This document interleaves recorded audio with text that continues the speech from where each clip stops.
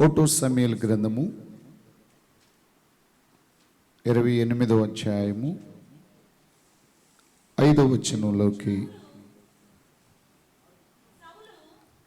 సౌలు ఫిలిష్తీయుల దండును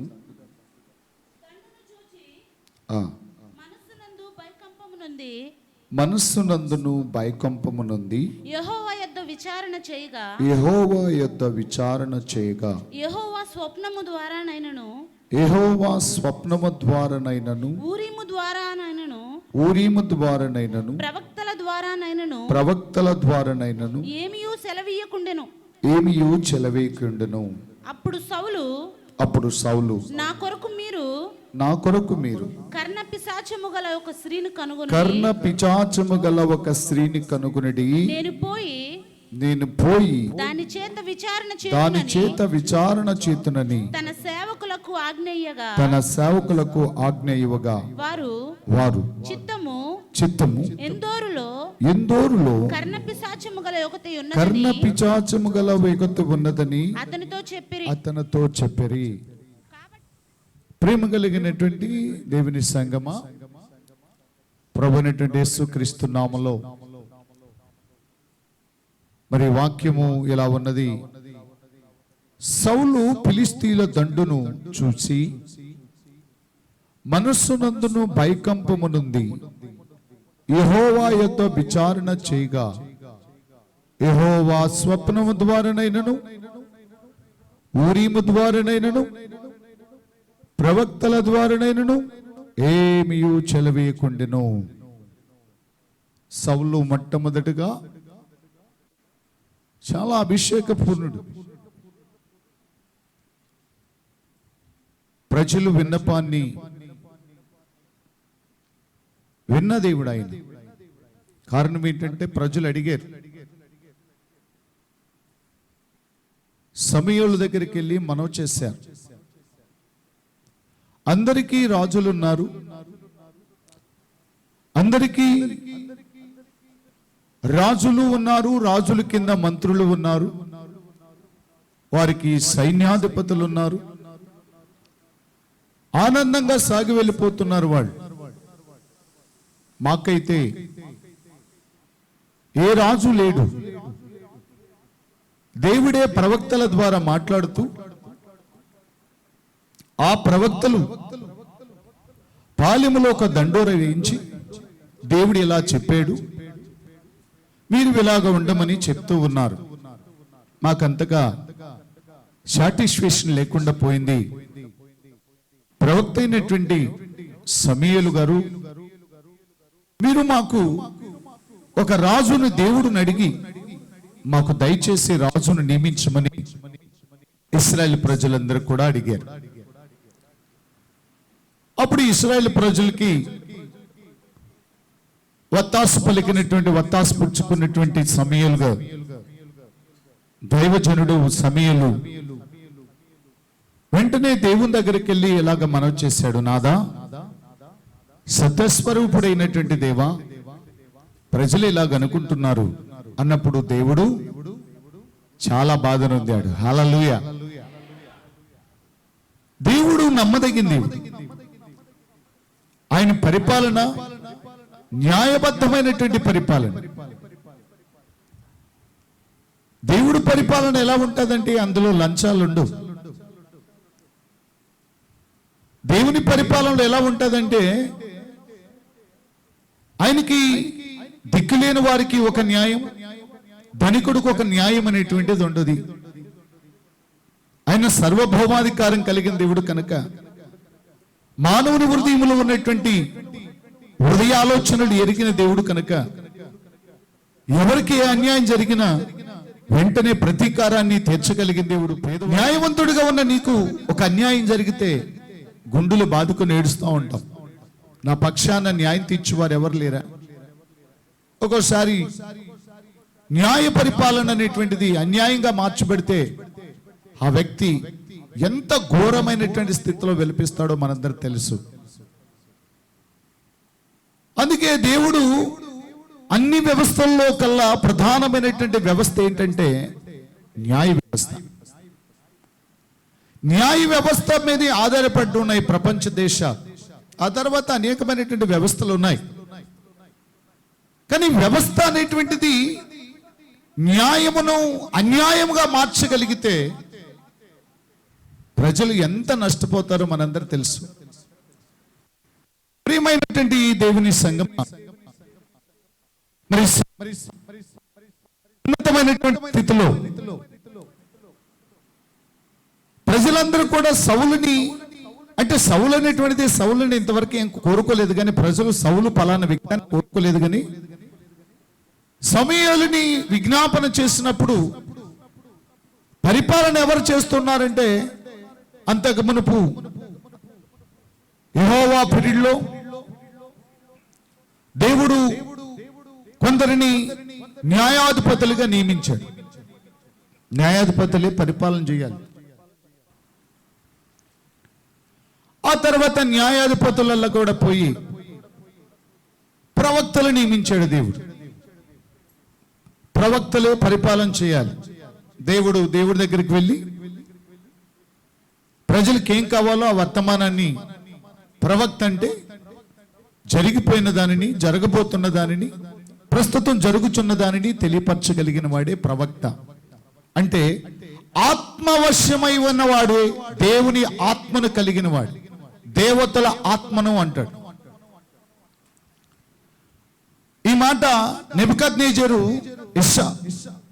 ఎవరిని గురించి చెప్పాడు ఈ మాట అంటే, నెబుకద్నెజరు అలాగే కొంతమంది రాజులు, కొంతమంది విధానములో ఉన్నటువంటి దానియేలుని ఇలాగే అన్నారు, దేవతల ఆత్మ కలిగిన వాడని. యోసేపును కూడా ఇలాగే అన్నాడు, దేవతల ఆత్మను కలిగిన వాడు అని. ఆత్మ ద్వారా వివేచమును పొంది, ఆత్మ ద్వారా దేవుడు బయలుపరిచేటువంటి ప్రతి ఆలోచనను ప్రజలకు తెలియపరుస్తూ, ప్రజల యొక్క బాగోగులను ఎప్పటికప్పుడు కూడా పరిశుద్ధాత్మ దేవుడు బయలుపరిచేటువంటి విధానం. ఇది పరిపాలన కొంతకాలం జరిగింది. న్యాయాధిపతులు, ఆ తర్వాత ప్రవక్తలు, ఆ తర్వాత ప్రవక్తలు కూడా మాకు నచ్చలేదు కనుక మాకు ఒక రాజు కావాల్సిందే అనేటువంటి నినాదాన్ని సమూయేలు దేవుని దగ్గరికి తీసుకెళ్ళినప్పుడు, ప్రజల విన్నపాన్ని సమూయేలు దేవుని దగ్గరికి తీసుకెళ్ళినప్పుడు దేవుడు చాలా బాధపడ్డాడు. కారణం ఏంటంటే, ఆయనలో ఏ లోపం లేదు, ఆయన పరిపాలన సుభిక్షంగా ఉంటుంది. ఆయన ప్రజలు కోరుకునేది ఏంటంటే యథార్థవంతులుగా ఉండటమే ఆయన కోరుకుంటున్నాడు. ఇతరులకి ఎవరికి హాని చేయక, నీ పొరుగువాని ఎద్దైనను, నీ పొరుగువాని భార్యనైనను ఏది ఆశించద్దని యెహోవా ధర్మశాస్త్రములో వ్రాయబడినట్లుగా ఆయన ఆజ్ఞలు ఎలా ఉంటాయి అంటే ముక్కుసుట్టుగా వెళ్ళాయి. ఒకడికొక పక్షాన 10 మంది ఉంటే 10 మంది కలిగినటువంటి వాడు ఒకడికి, ఒంటరిగా ఉన్నవాడికి ఒకడికి ఒక న్యాయం జరిగేది కాదు. ఒంటరి వాడైనా న్యాయంగా అతను ఉన్నట్లయితే 10 మంది కలిగిన వ్యక్తికైనా సరే శిక్ష ఖరారైపోయేది. అలాంటి పరిపాలన కలిగి ఉన్నటువంటి దేవదేవుడిని ప్రజలు కాదన్నారు, తిరస్కరించేశారు. అయితే అక్కడ ఉన్నటువంటి పరిస్థితి చాలా బాధపడిన తర్వాత ప్రజలకి యొక్క విన్నపాన్ని దేవుడు అంగీకరించాడు, యాక్సెప్ట్ చేశాడు. యాక్సెప్ట్ చేసి మొత్తానికి రాజును నియమించడానికి దేవుడు ఒక పెద్ద ప్రణాళికను ఏర్పాటు చేసుకున్నాడు. రాజు అంటే ఎలా ఉండాలి? రాజు అంటే ఎలా ఉండాలి? రాజు సౌందర్యవతుడై ఉండాలి. రాజు ఎలా ఉండాలంటే అందరికీ ఉన్నతమైన జ్ఞానవంతుడై ఉండాలి. రాజు కూడా ఎలా ఉండాలంటే దేవతల ఆత్మ కలిగిన వాడై ఉంటే చాలా మంచిది. రాజుకు ఒక చక్కని ఆలోచన ఉండాలి. ప్రజలు, మంత్రులు ఈ రోజున అత్యవసరమైనటువంటి పరిపాలనలలో కొన్నిసార్లు ప్రధానమంత్రి కావచ్చు, ముఖ్యమంత్రి కావచ్చు, ఆగమేఘాల మీద మంత్రులందరూ ఒక చోట పిలిపించేసి రేపు జరగబోయేటువంటి ప్రాసెస్ ఇది నేను చేయదలుచుకున్నాను, ఎలా ఉంటుంది ఒకసారి సలహా సూచనలు అడుగుతూ ఉంటారు. అప్పుడు ఏం చేయాలి? వాళ్ళు చెప్పినటువంటి సలహాలు కొన్ని తీసుకుంటాడు. మరి వాళ్ళ సలహాలు కూడా ఎలా ఉంటాయి అనేటువంటిది వాళ్ళని కూడా అడుగుతాడు. అలాగే రెండోది, కలెక్టర్స్ ఉంటారు, ఐఏఎస్ ఆఫీసర్స్ ఉంటారు, చాలా మంది ఉంటారు. ఒక ముఖ్యమంత్రి తీసుకునేటువంటి నిర్ణయం ద్వారా మరి సలహాదారులు ఉంటారు.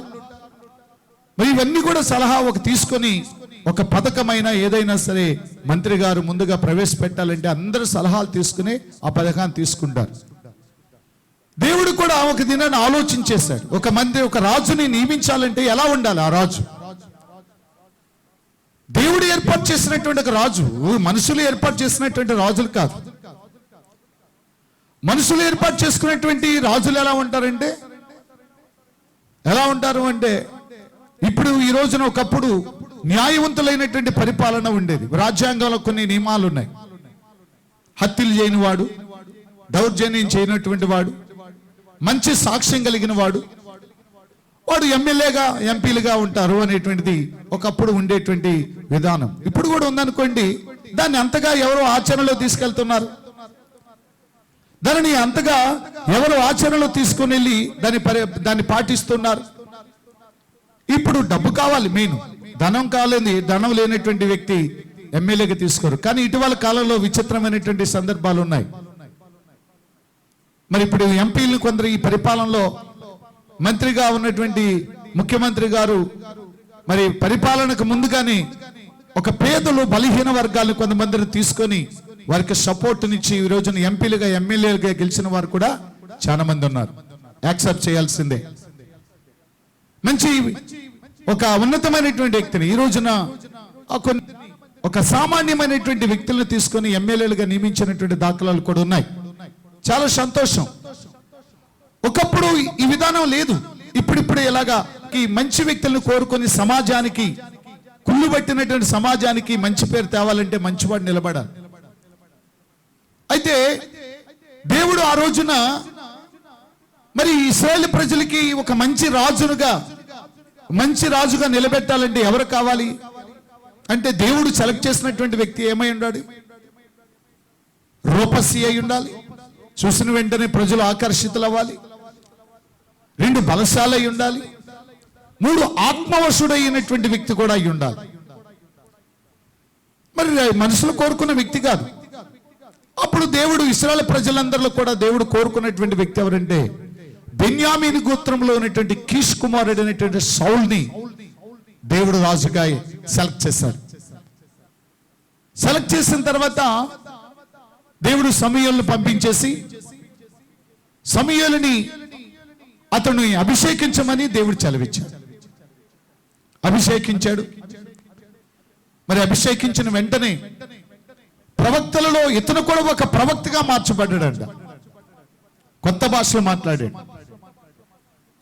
రెండవది, అభిషేకించిన వెంటనే ఇశ్రాయేలు ప్రజల మీదకి ఫిలిష్తీయులు దండెత్తి వచ్చారని చిన్న మాటను బట్టి 2 కాడెడ్లను, కాడికి కట్టబడినటువంటి ఎద్దులను తునాతునకలకు నరికేసినటువంటి వ్యక్తి సౌలు. అభిషేకం చాలా పవర్ఫుల్ ఉంది. స్టార్టింగ్ లో ఎలా ఉన్నాడంటే ఒక లెక్క చెప్పాలంటే అతనిలో ఉన్నటువంటి ఆత్మ మండుతూ ఉన్నది.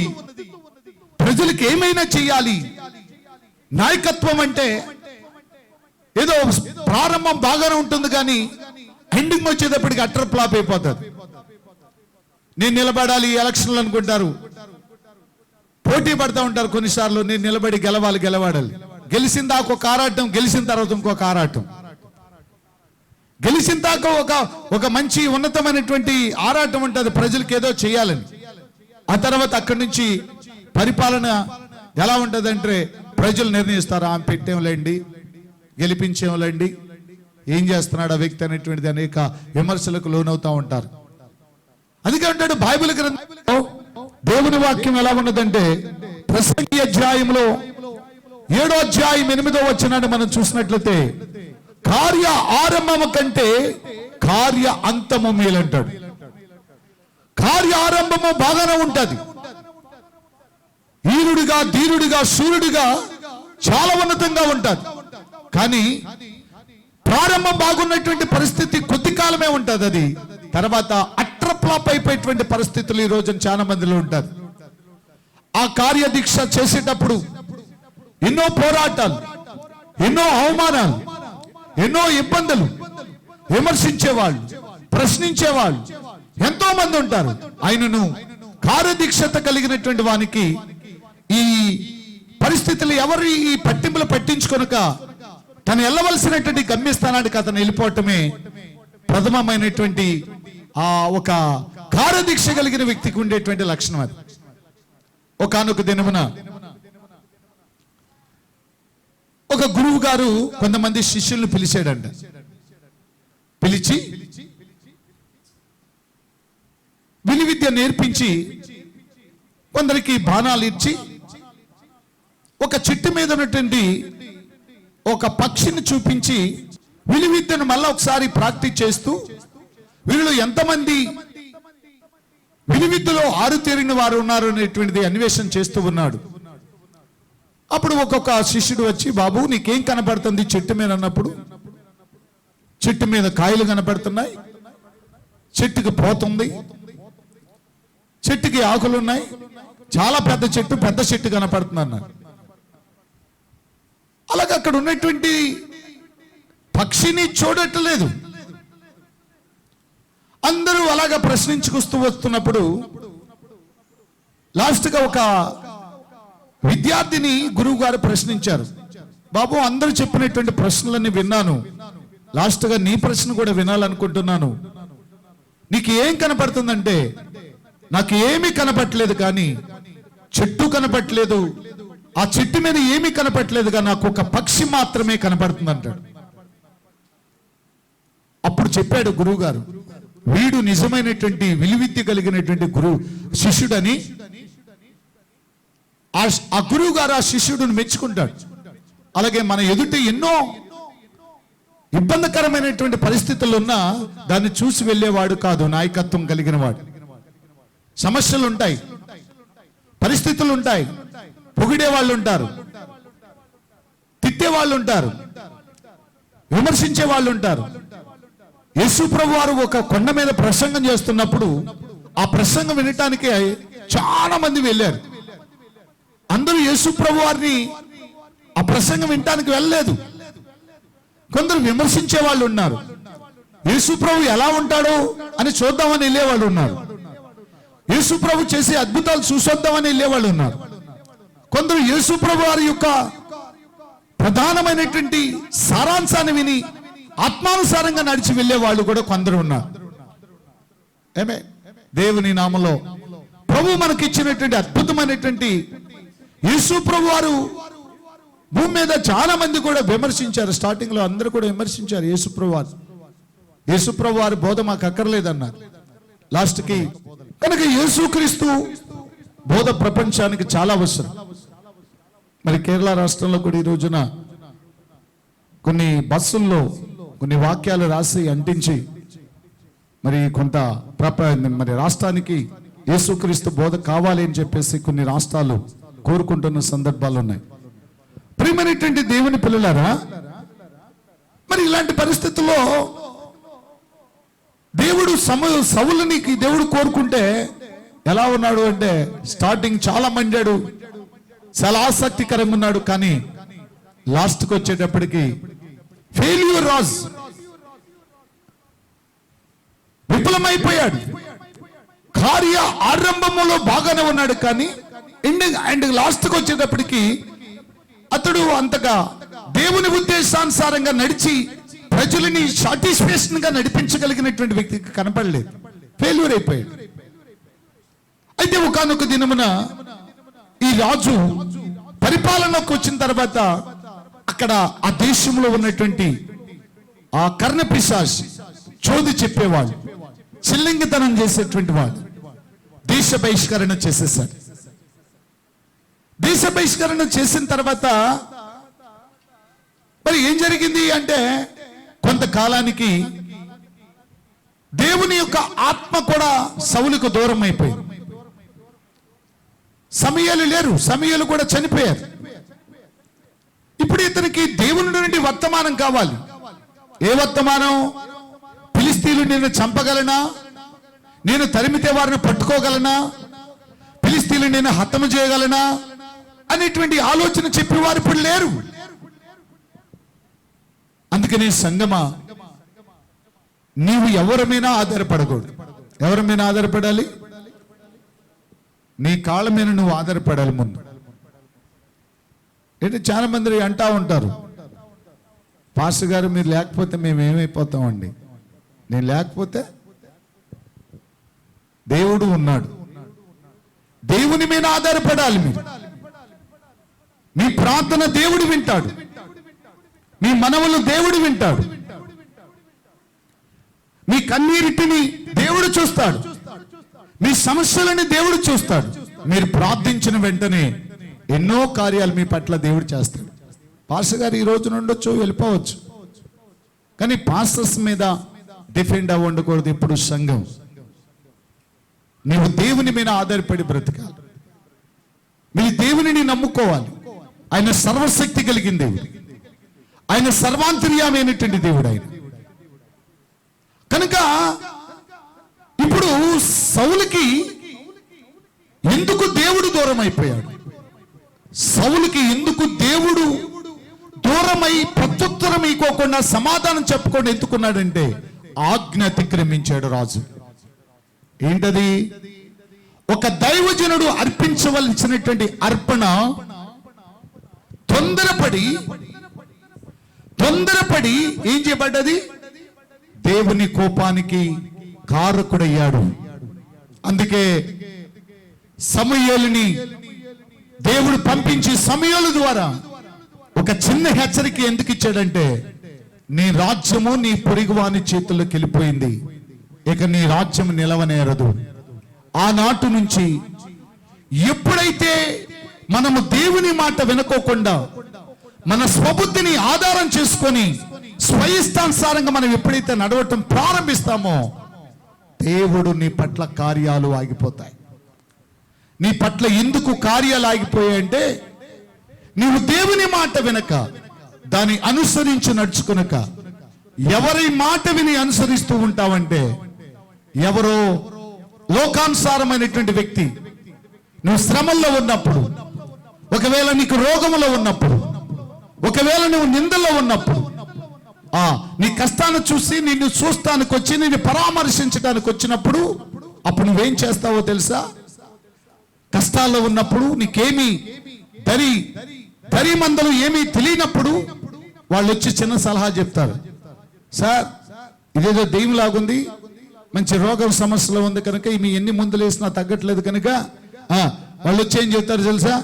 ఫలానా ప్రాంతానికి వెళ్తే మంచి మంత్రగాడు ఉన్నాడు, ఆయన దగ్గరికి వెళ్ళి చిన్న తాయితు కడితే పోతుంది, మేము అలా గట్టించుకున్నామండి, మాకు పోయాయి, ఇదేదో దీప చేష్టలాగా ఉన్నాయి, మీరు ఆ పని చేయండి అంటారు. అప్పుడు నువ్వేం చేస్తావు? సంఘంలో ఎల్డర్వి, సంఘంలో ఉన్న పెద్దవి, సంఘంలో ఆత్మీయంగా నడిపించేటువంటి వ్యక్తివి, ఏం తేలో అర్థం కాక వెంటనే అపవాదికి మనం బెండ్ అయిపోతాం. ఆ మనుషుల మాటలకు ఆ ఇచ్చలకు లోబడిపోయి మనం ఏం చేస్తామంటే దేవుని ఉపదేశాన్ని పక్కన పెట్టి, ఎందుకని దేవుడు ఇంత బాధల్లో ఉంటే, ఇంత కష్టాల్లో ఉంటే, ఇంత రోగంలో ఉంటే దేవుడికి తెలియలేదా? దేవుడికి మనసు లేదా? దేవుడు ఉంటే నేను బాగుపడొచ్చు కదా అనేటువంటి ఆలోచన ఈ దేవుడు నమ్మినటువంటి పేషెంట్కి ఉంటుంది. ఆ పేషెంట్ పక్కన ఉన్నటువంటి వారి తండ్రిగా, వారి తల్లిగా, వారి మీద ఉన్నటువంటి అతి గారాభమైనటువంటి ప్రేమను బట్టి కొన్నిసార్లు ఏం చేస్తుంటారంటే దేవుని పక్కన పెట్టేసి, తాయితే కదా కట్టుకుంటే ఏమైందిలే అని చిన్నగా వెళ్ళి ఆ తప్పుడు బోధలోకి వెళ్ళిపోయి వెంటనే మనం కూడా వాడి కొంత మనీ ఇచ్చేసి ఆ తాయితలు మనం ఇంట్లో కట్టుకోవటం ప్రారంభిస్తాం. పిల్లరా జాగ్రత్తగా వినాలి, చాలా జాగ్రత్తగా మీరు వాక్యంలోకి వెళ్ళాలి. వాక్యం వింటారు. ఇక్కడ సమస్యలు ఎప్పుడైతే నీ జీవితంలో ప్రారంభిస్తాయో, సమస్యలు ఎప్పుడైతే నీ జీవితంలో పెను తుఫాను వలె అవి నిన్ను సృష్టించి నిన్ను గందరగోళానికి తీసుకెళ్తాయో, వెంటనే ఎప్పుడు ఏం చేస్తావంటే దేవుని ఉపదేశాన్ని పక్కన పెట్టేసి మనుషుల ఉపదేశం ప్రకారం నడుచుకుంటాం. అందుకే దేవుని కృప నీలోంచి వెళ్ళిపోతుంది, దేవుని ఆత్మ నీళ్ళు వదిలి వెళ్ళిపోతుంది. సౌలు కూడా ఇదే చేశాడు. ఫిలిస్తీన్లు ఇటు యుద్ధ దండోరా మోగిస్తూ ఉన్నారు, ఫిలిస్తీన్లు పాకానాదాలు పడుతున్నాయి. మరి యుద్ధం కల్లాలంటే ముందుగా దహన బలి అర్పించాలి, కృతజ్ఞత బలులు అర్పించాలి. కనుక సమూయేలు గారు ఇంకా రాలేదు, దైవజనుడు రాలేదు. కనుక ఏమిటి, నేను కూడా అర్పించేది కూడా బలే కదా, నేను కూడా మనుషుడినే కదా, నేను కూడా ఆయన కోరుకున్న వ్యక్తినే కదా, కాబట్టి నేను బలి నర్పించేద్దామనేటువంటి ఉద్దేశం చేత సౌలు తొందరపడి ఏం చేశాడంట, బలి అర్పించేశాడు. అప్పుడు ఎవరు వచ్చారు? అర్పించిన వెంటనే ప్రవక్త అయినటువంటి సమూయేలు వచ్చాడు. దేవుని ఆజ్ఞ మీరాడు. స్టార్టింగ్ తొందరపడిపోయాడు. దేవుని కృపలో నుంచి సౌలు కొట్టివేయబడిపోయాడు. సౌలు కృపలో నుంచి కొట్టివేయబడిపోయాడు. దేవుని కృపలో నుంచి సౌలు కొట్టివేయబడిపోయాడు. దేవుని ప్రేమలో నుంచి కొట్టివేయబడిపోయాడు. దేవుడు ఇప్పుడు సౌలుతో మాట్లాడటానికి కృతనిశ్చత లేనటువంటి వ్యక్తి అయిపోయాడు. దేవుడు సమూయేలు ఏదైనా సరే దేవుని ఉపదేశాన్ని పొంది ఇప్పుడు సౌలుకి అందించేటువంటి పరిస్థితి వచ్చింది. కొంతకాలమైన తర్వాత సౌలు రాజ్యం ఏమైపోతుందంటే దేవుని ఆత్మ నడిపింపులో లేకోకుండా, దేవుని ప్రత్యక్షతలో లేకోకుండా ఏమైపోయిందంట, ఇప్పుడు ఎవరు ఏలుబడి చేస్తున్నారంటే దయ్యము ఏలుబడి చేస్తుంది. ఎప్పుడైతే దేవుని ఆత్మ సౌలులోంచి పక్కకి వెళ్ళిపోయిందో, పరలోకం నుండి ఏమొచ్చింది? దురాత్మ వచ్చింది. దురాత్మ వచ్చిన కాట నుండి సౌలు మైండ్గా లేదు. సౌలు ఏం చేస్తున్నాడు అర్థం కావట్లేదు. సౌలు అభిషేకం పొందిన తర్వాత కర్ణ పిశాసు గల వారిని, శోధిగాళ్ళని, సిల్లంగితనం కలిగిన వాళ్ళని దేశ బహిష్కరణ చేసి ఈ దేశంలో దేవునికి తప్పనిచ్చి ఎవరికి ఉండటం లేదనేటువంటి శాస్త్రాన్ని నియమించినటువంటి వ్యక్తికి ఈ రోజున ఏం దాపురిచ్చిందంటే, ఒక రోజున యుద్ధము ప్రారంభమవుతూ ఉంది. యుద్ధము దండుగా జరుగుతున్నటువంటి పరిస్థితుల్లో ఇప్పుడు అంతకు మునుపు ప్రవక్త ఉంటే ప్రవక్త ద్వారా తెలియపరిచేవాడు దేవుడు. ప్రవక్తను కూడా దేవుడు తీసేసుకున్న తర్వాత సౌలుకి దేవుడు ఎవరి ద్వారా అయినా దేవుడు మాట్లాడతాడని చాలా దినాలు కనిపెట్టాడు. కానీ దేవుడు ఎవరితో కూడా ఏ రూపంలో ఉండి కూడా సౌలుతో సమాధానం ఇవ్వలేకపోయారంట. చూద్దాం 5వ వచనం. సౌలు ఫిలిష్తీయుల దండును చూసి మనుషులందును భయకంపమునంది యెహోవా యొద్ద విచారణ చేయగా, యెహోవా స్వప్నం ద్వారానైనను, ఊరీము ద్వారానైనను, ప్రవక్తల ద్వారానైనను ఏమీ సెలవీయకుండును. అప్పుడు సౌలు నా కొరకు మీరు కర్ణ పిశాచము గల ఒక స్త్రీని కనుగొనుడి, నేను పోయి దాని చేత విచారణ చేతునని తన సేవకులకు ఆజ్ఞయుగా. చూడండి ఎక్కడికి వెళ్ళిపోయాడు. ఎక్కడో పాపంలో శాపంలో ఉన్నటువంటి మనల్ని దేవుడు పిలుస్తూ, మనల్ని పవిత్రం చేయాలని, మన ఆయనలాగా చేయాలని, ఆయన పోలికలాగా మనల్ని చేయాలని దేవుడు మన పాపాన్ని భరించి మన శాపాన్ని ఓర్చి మనకు బదులుగా ఆయన స్థానం మనకిచ్చి మన స్థానం ఆయన తీసుకొని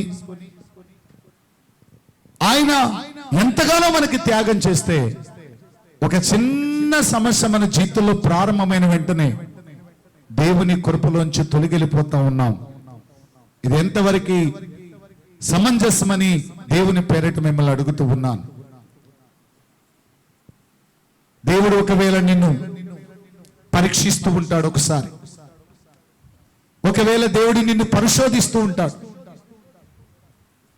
కష్ట సమయాలలో, నష్టపోయేటువంటి పరిస్థితుల్లో, ఇబ్బందులు దేవుడు నీకు కలిగి చేసిన సందర్భాల్లో నువ్వు దేవుని పట్ల ఎలా ఉంటావు అనేటువంటిది దేవుడు కూడా తెలుసుకోవద్దా? దేవుడు నిన్ను పరిశోధించద్దంటావా? నా ప్రియుడా, దేవుడు మనం పరిశోధనలో ఉన్నాం. కొన్నిసార్లు దేవుడు మనల్ని పరిశోధిస్తాడు. దేవుడు మనల్ని ఒకసారి పరీక్షిస్తాడు.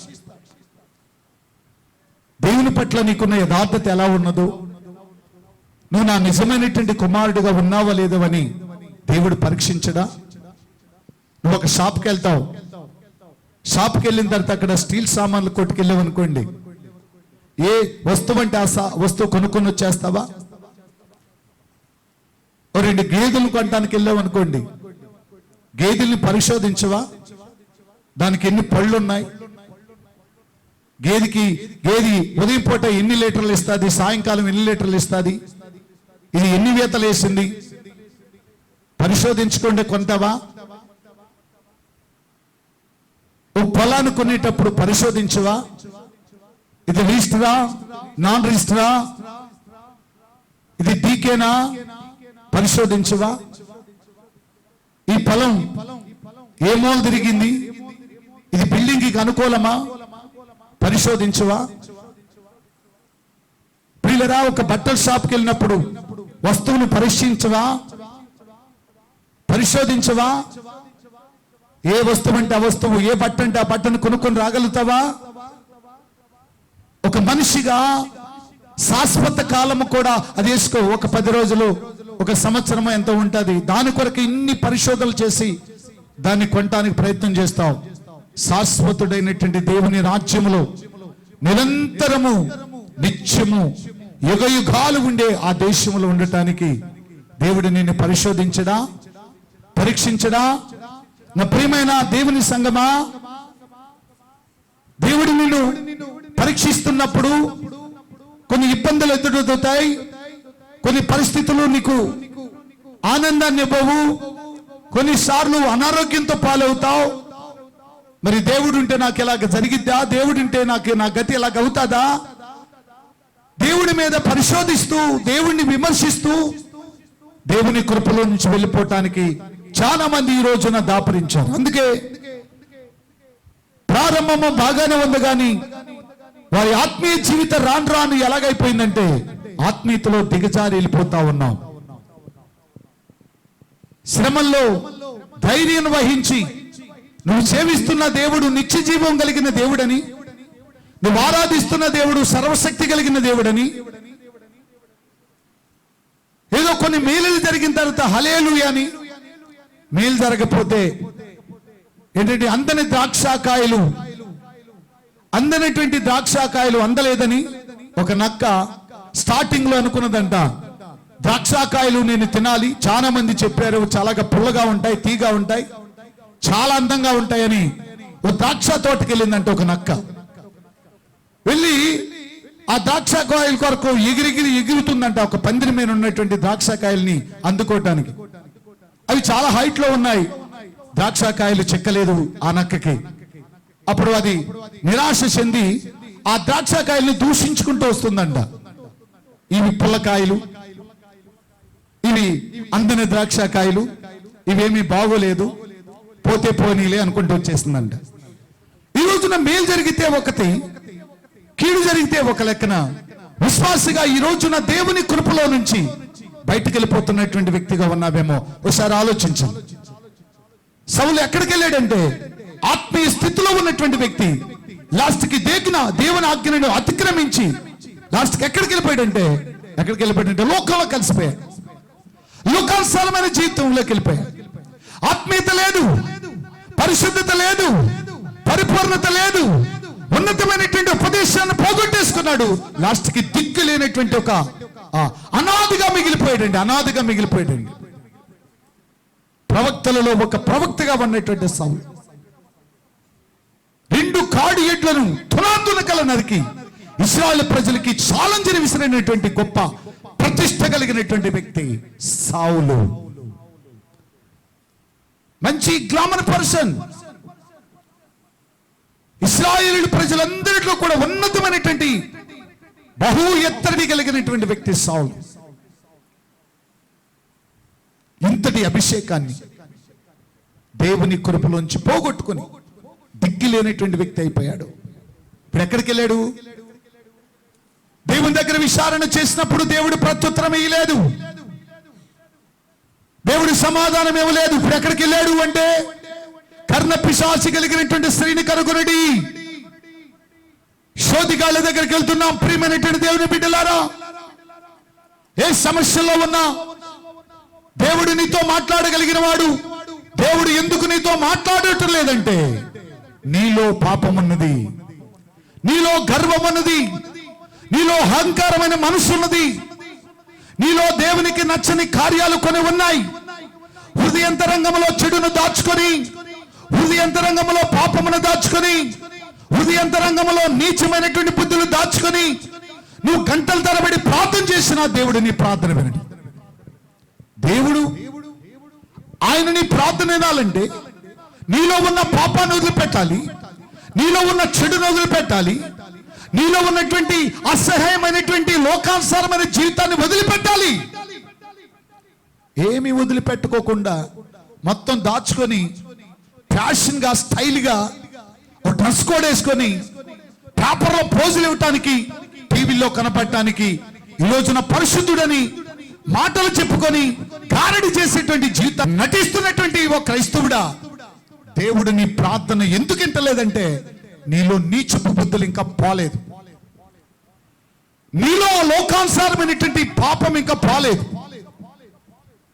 ఏ దేశంలో పుట్టావో, ఏ దేశ ప్రజల మధ్య నివసించావో, ఆచారాలు నీలో ఉన్నవి, నీ పితరుల యొక్క పాపము నీలో ఉన్నవి, వారు నీచపు బుద్ధులు కూడా నీలో ఉన్నవన్నీ. అందుకని దేవుడు నీకు సమాధానం ఎందుకు ఇవ్వటలేదంటే, శీఘ్రంగా స్వస్థత దేవుడు నీకు ఎందుకు ఇవ్వటలేదంటే, యెషయా గ్రంథం 1వ అధ్యాయం 15వ వచనంలో స్పష్టమైనటువంటి మాటలు ఉన్నాయి. జాగ్రత్తగా వినాలి. యెషయా గ్రంథము 1వ అధ్యాయం 15వ వచనం, మీరు మీ చేతులు చాచినప్పుడు, మీరు మీ చేతులు చాచినప్పుడు మిమ్మల్ని చూడక నా కన్నులు కప్పుకుందును, మిమ్మల్ని చూడక నా కన్నులను కప్పుకుందును, మీరు బహుగా ప్రార్థన చేసినను, మీరు బహుగా ప్రార్థన చేసినను నేను వినను. నేను వినను. మీ చేతులు రక్తంతో నిండి ఉన్నవి, రక్తముతో నిండి ఉన్నవి, మిమ్మల్ని కడుగుకొనుడి, మిమ్మల్ని మీరు కడుగుకొనుడి, శుద్ధి చేసుకొనుడి, మీరు శుద్ధి చేసుకొనుడి, ఈ దుష్క్రియలను నాకు కనపడకుండా వాటిని తొలగించుడి. కీడు చేయుట మానండి, మేలు చేయ నేర్చుకోనండి. హల్లెలూయా. హుషారుగా హల్లెలూయా.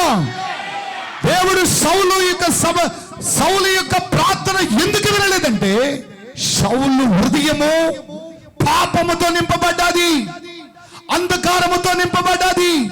దేవుని ఆత్మ నడిపింపు లేదు. ఇప్పుడు దైవాత్మ నడిపింపులోకి వెళ్ళిపోయాడు ఆమె. అందుకే దేవుడి సౌలు ఏం చేయాలి? దేవుని దగ్గరికి రావాలి. పాపులారా, మీరు ఏం చేయమంటున్నాడు? మీ చేతులు శుద్ధి చేసుకుని, మీ హృదయములు శుభ్రపరుచుకుని, మనసులారా, రెండు మనసులు కలిగిన వారులారా రండి. రోజు ఏం చేయమంటున్నాడు? ప్రభు దగ్గర కడుక్కోవాలి, ప్రభులో కడుక్కోవాలి. దేవుని పిల్లలారా, యెషయాలో చలవిస్తున్నటువంటి మాట ఏంటంటే, మీ చేతులు శుభ్రంగా లేవు, మీ హృదయం పరిశుద్ధతలో లేదు, లోపల పాపాన్ని దాచుకొని, హృదయంతరంగంలో నీచపు బుద్ధులు దాచుకొని, బయటికి భక్తివంతుడి వలె, పరిశుద్ధుడి వలె నటించి లోకానుసారమైన జీవితాన్ని గడుపుతున్నటువంటి వ్యక్తి, నువ్వు దేవుని కృపను ఎలా పొందుతావు? దేవుడు నీతో ఎలా ఉంటాడు? ఆయన పరిశుద్ధుడై ఉన్నలాగిన నువ్వు కూడా పరిశుద్ధుడై ఉండాలి. ఆయన పరిశుద్ధుడు.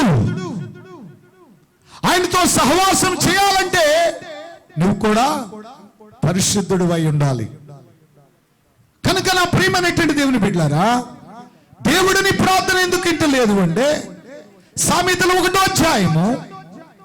1వ అధ్యాయములో దేవుడు చదివిస్తున్నటువంటి మాట జాగ్రత్త వినాలి. 1వ అధ్యాయం 24 నుండి 30వ వచనం వరకు,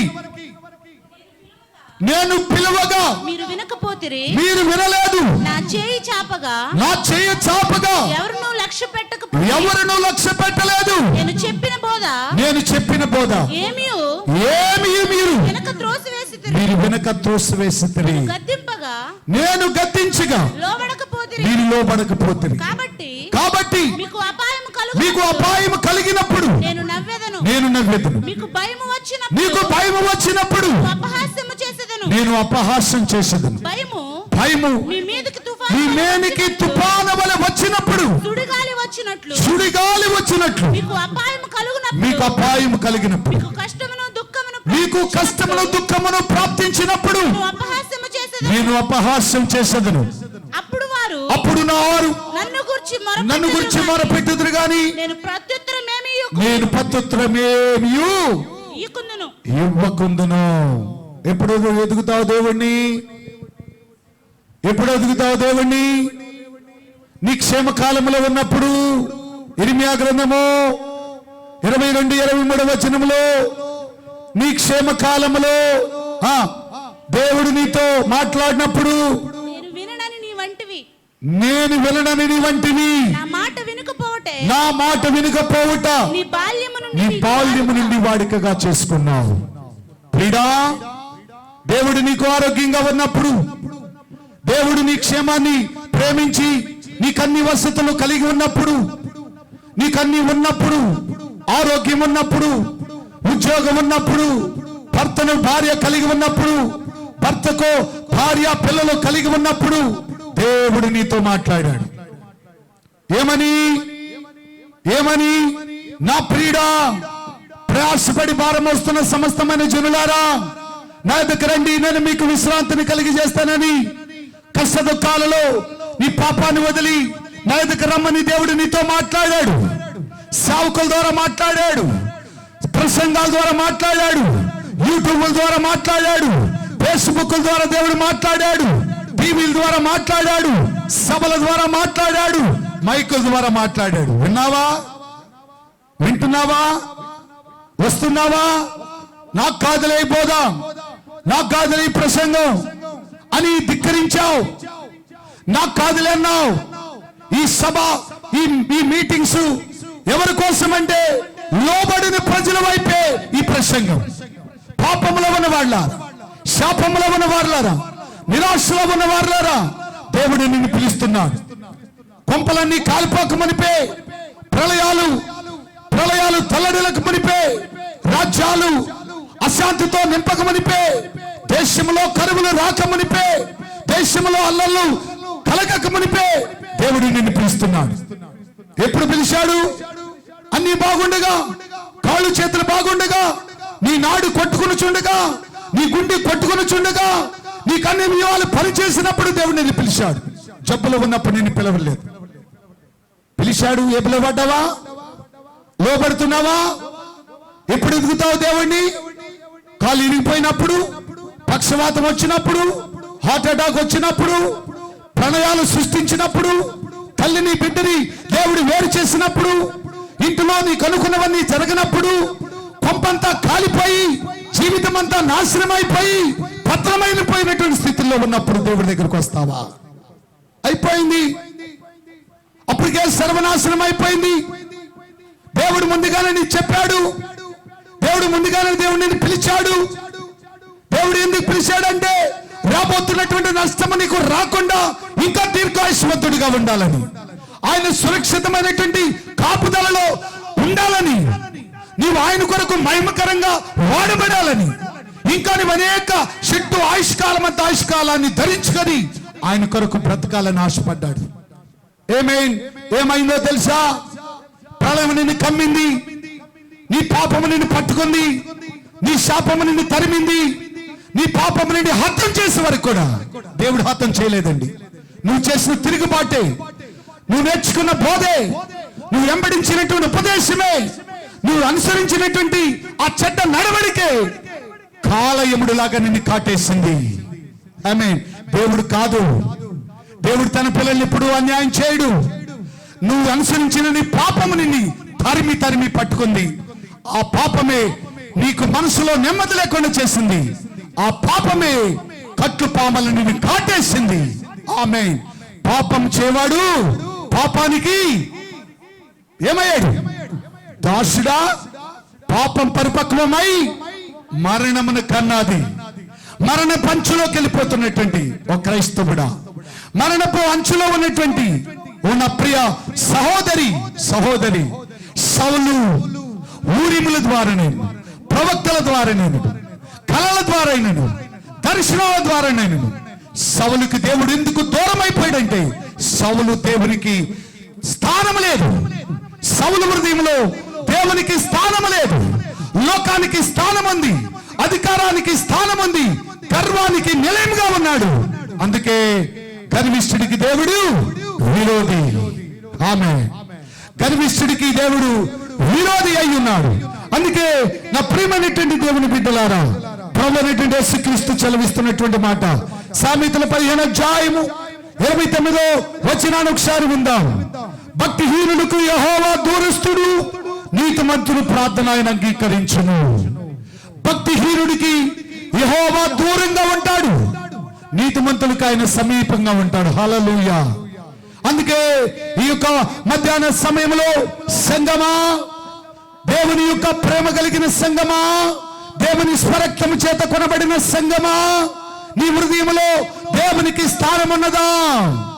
లోకానికి స్థానం ఉన్నదా? లోక పరిస్థితులకు స్థానం ఉన్నదా? దేవునికి స్థానం ఉందా నీ హృదయంలో? దేవునికి ఆజ్ఞను లోబడుతున్నావా? ఏమే ఇప్పుడు బాగా చెప్తావు, ఇప్పుడు బాగానే ఉంటావు. పెళ్ళిళ్ళు మీ పిల్లలకు పెళ్ళిళ్ళు చేసేటప్పుడు ఉంటుంది ఏంటంటే, పిల్లలకు పెళ్ళిళ్ళు చేసేటప్పుడు ఎలా ఉంటుంది తెలుసా? ముందు పాస్ గారి దగ్గరికి వస్తారు, తర్వాత పిల్లకాయన దగ్గరికి వస్తారు. ఏంటంటే ఆయన మాటలేందే జరగదు, ఆయన మాటలేందే నీ కుటుంబంలో ఏది జరగదు.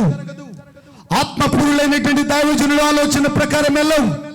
లోకానుసారం అనేటువంటి బయల ప్రవక్తల దగ్గరికి వెళ్ళేటువంటి మనసు పోలేదు, బయల ప్రవక్తల దగ్గరికి వెళ్ళే ఆలోచన పోలేదు.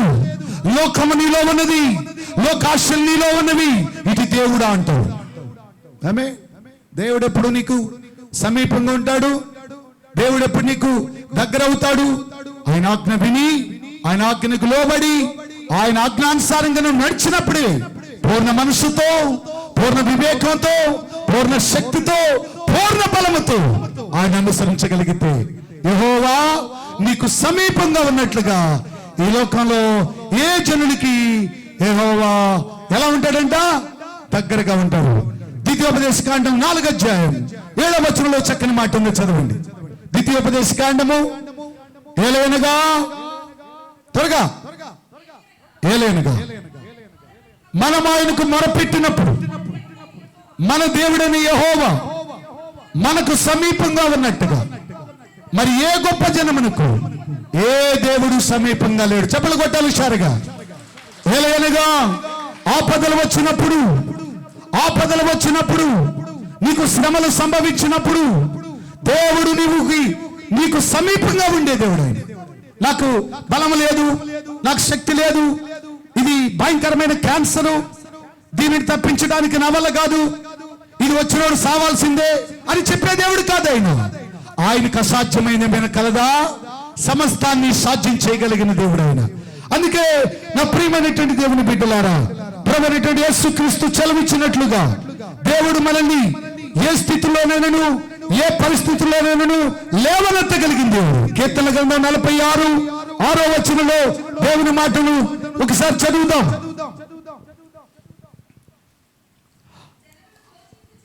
జనములు ఘోషించుచున్నవి, రాజ్యము కదులుచున్నవి.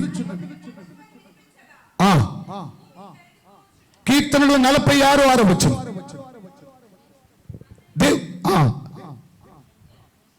దేవుని పిల్లలారా, ప్రభువైనటువంటి యేసుక్రీస్తు మనకు చెలవిచ్చినటువంటి మాటలు. ఆయన కృంగిన వారిని ఏం చేసేవాడు అంటే లేవనెత్తేవాడు. హల్లెలూయా. ఏ కష్టాల్లో, శ్రమల్లో ఉన్నా ఆయన మనల్ని లేవనెత్తగలిగిన దేవుడు అండి. ఇలాంటి దేవుణ్ణి కలిగి ఉన్నటువంటి మనల్ని,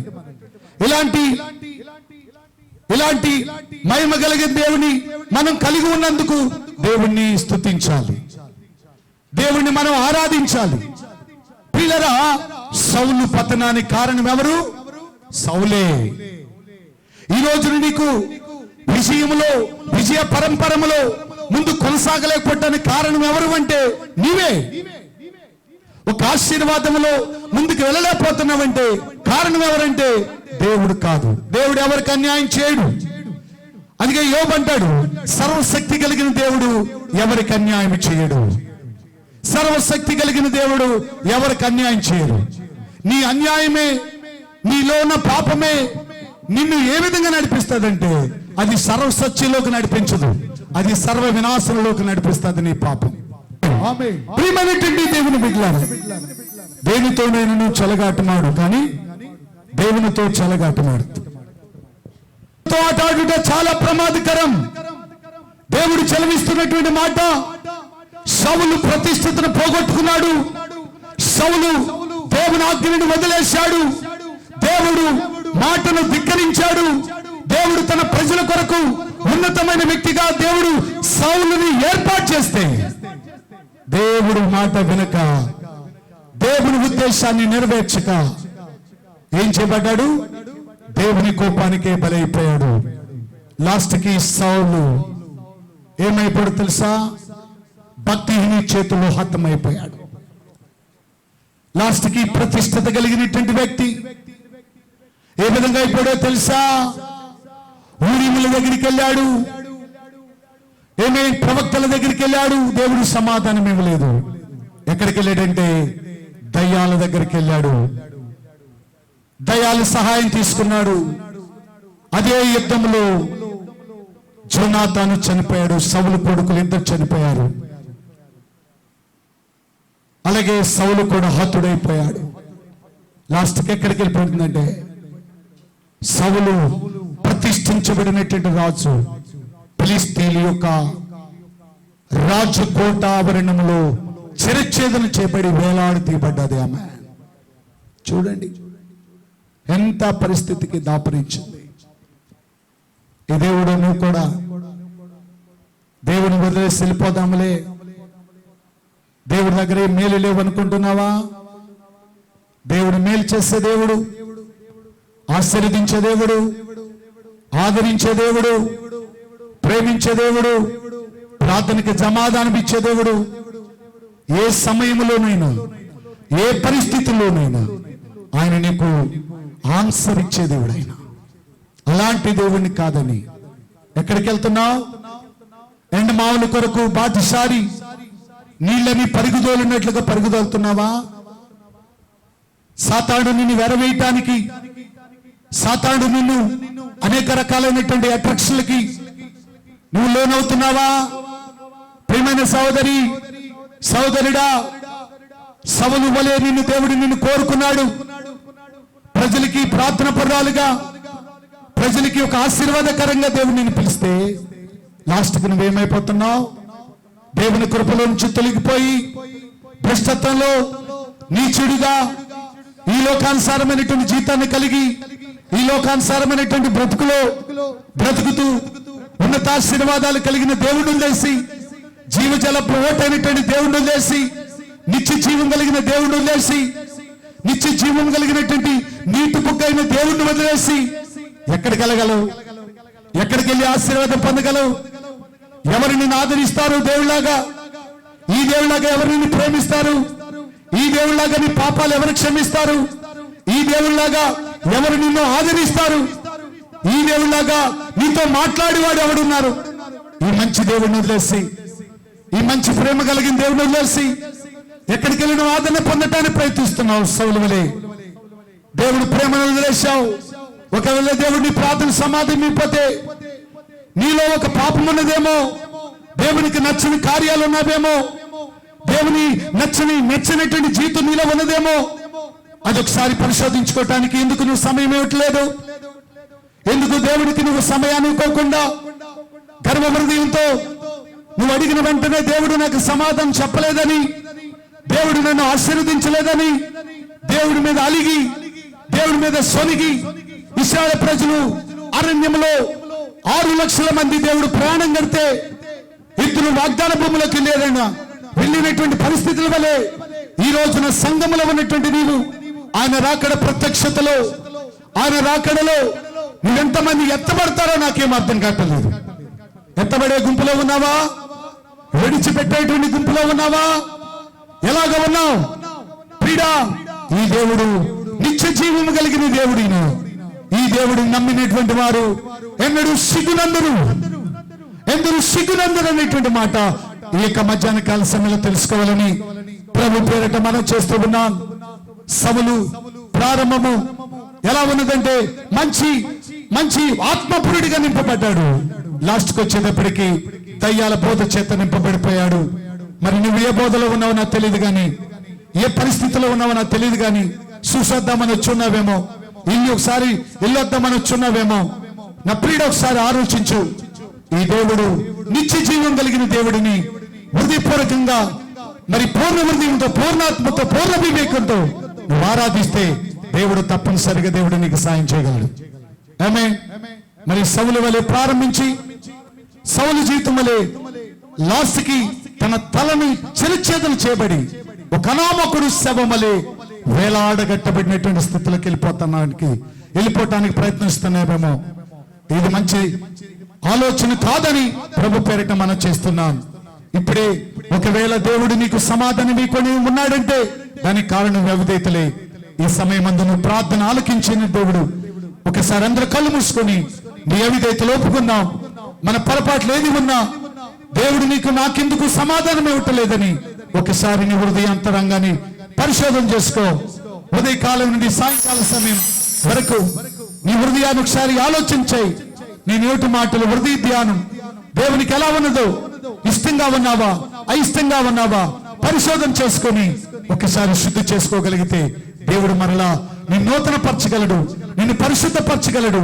ఆయన కలవరి రక్తంలో నిన్ను కడిగి పవిత్రపరిచి ఆయన మరలా నీతిమంతులుగా చేయగలడు. ప్రార్థన చేసుకుందాం.